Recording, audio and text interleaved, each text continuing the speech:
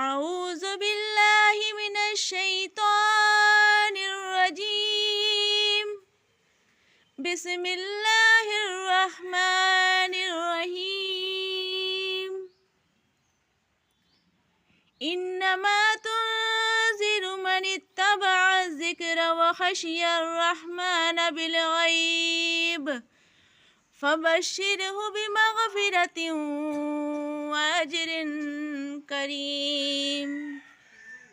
إنا نحن نحيي الموتى ونكتب ما قدموا وآثارهم وكل شيء أحصيناه في إمام مبين. صدق الله العظيم.